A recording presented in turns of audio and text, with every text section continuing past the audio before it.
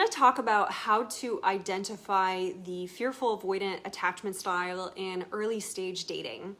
And today we're going to do that in a different format. I had someone write in and ask this question.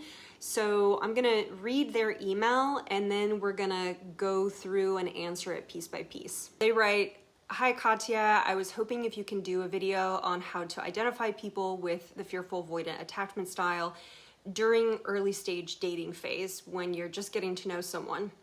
Based on my own experience, FAs can come across as very communicative, emotionally available, and even vulnerable at the beginning stages of dating. They are very future focused and have a clear vision of what they want. However, their avoidance style comes out just as the bond deepens and going towards the commitment stage.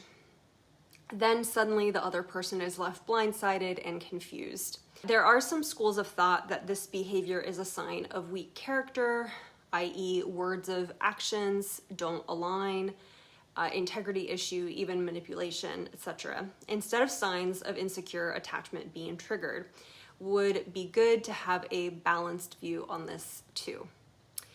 The videos about FAs currently on the internet are often very analytical in nature or advising people how to cater to bad behavior, but not much on how to spot these signs early on so people don't overinvest or take them as securely attached who are ready and emotionally capable of having a relationship." First, let's talk about this part about FAs coming across as very communicative, emotionally available, or even vulnerable in those early stages. I think this is the first sign that you want to pay attention to when distinguishing someone who has a fearful avoidant attachment style, but more accurately, someone who has unprocessed trauma. So vulnerability is often mischaracterized and really misunderstood, especially in early stage dating.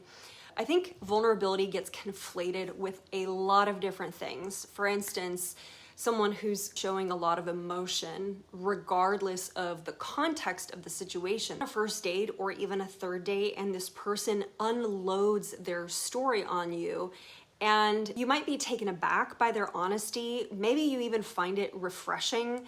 And sometimes people think, oh, finally, someone I can be real with. Or their story tugs on your heartstrings and you find yourself empathizing with this person. But here's where people get mixed up. You're not just empathizing, you're actually over empathizing with one very specific thing, which is their pain, their struggle, and their hero's journey. A lot of times people get kind of enamored by how far this person has come, or you might even be floored by the horrible things that they've been through, how hard they're being on themselves. Fearful avoidants tend to do this a lot. Your heartstrings get tugged on and you might want to lift them up, and you kind of lose sight of the fact that this has become a them show versus a sharing type of back and forth that is more appropriate to early stage dating. When you actually share a little bit about yourself, they can barely hear you, or they somehow make it about themselves again. Sometimes people are even a little bit startled by how much this person is sharing, but you don't want to admit that or show that because this person seems like they're going through a really hard time. And you don't realize that you're actually feeling a little bit concerned or uncomfortable. True vulnerability is only vulnerability in the context to that situation. So for instance, does it make sense when a person is telling you everything about them, save the last 4 digits of their credit card number on a first date, a second date, or a third date? That doesn't really make sense. Wouldn't you want to save some information until you get to know the person? When people do this in early stage dating, what they're really looking for is acceptance. They want to know that you are going to accept them warts and all.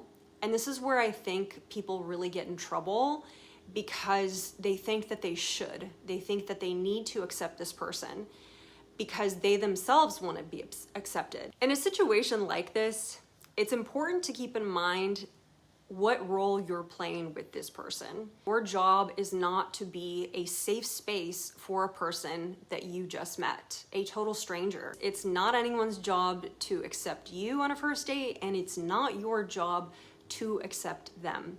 Your job is to assess the situation and assess how safe and comfortable you feel around this person. Okay, the next part is about they're very future focused and have a clear vision of what they want. I think there's a big difference between being aspirational and being ready for what a commitment to another person entails. And I think the more aspirational someone is, the more disconnected they are from reality. The more detailed and sort of fantastical their vision is, the more likely they're kind of living in a fantasy. I find that the most secure people can really boil down what they want to a few sentences like, I want a partner, I want children, or I want to get married eventually. And if you ask them to expand on that, then they can do that with a few sentences rather than some sort of flowery vision. And I think to a lot of people this can seem boring, but sometimes it's those people whose visions are a lot more reliable. Before we continue, do you guys like this video format? I really enjoyed making this video in this format. It made it easier to create content faster. So if you liked it, I created a form where you could submit your questions anonymously and I can answer them. You can find that link in the comment section or in my links. I think it's a really logical solution to imagine that we can just avoid a certain type of person. And if we do that, then we can also avoid being left or feeling abandoned. But that's not how typically things work when our attachment system gets activated, which is really the reason that we're even drawn to people with an insecure attachment style. You can try to avoid the avoidant all you want, but if your attachment system is still labeling this person as familiar or exciting, you're going to throw caution to the wind until you can create some distance between you and that familiarity. One of the best ways to avoid heartbreak down the road is to really mitigate your investment early on. One of the biggest mistakes I see people make in early stage dating is moving too quickly and blowing through red flags.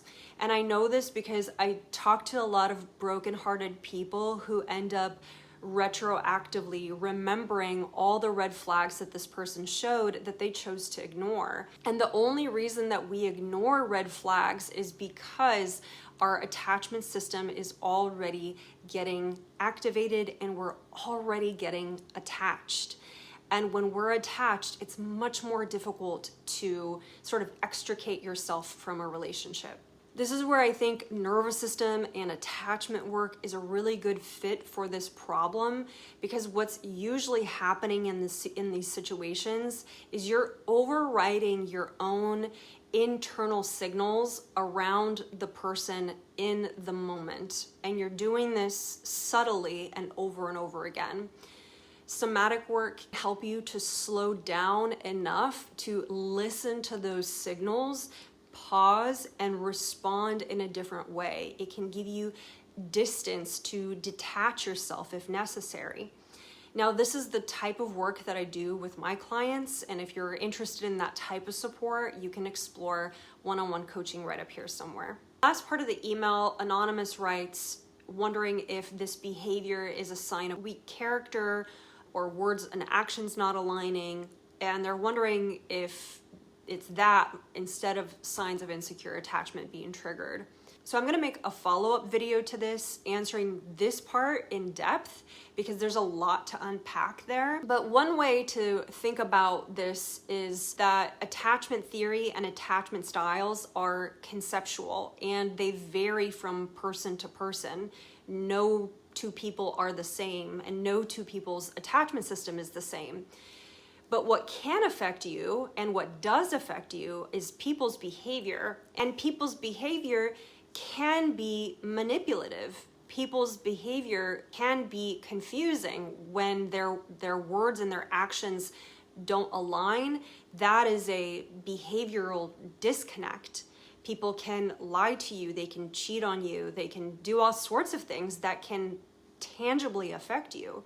And people can have both insecure attachment and can have poor behavior or weak character.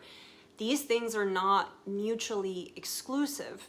So rather than looking for that one specific thing that will allow you to put a label on this person and throw them in the right category, I think what's more important to pay attention to is that people's words and actions can affect us and can hurt us. I think it's natural to want to understand why someone pulled away, whether it's attachment wounding or character issues.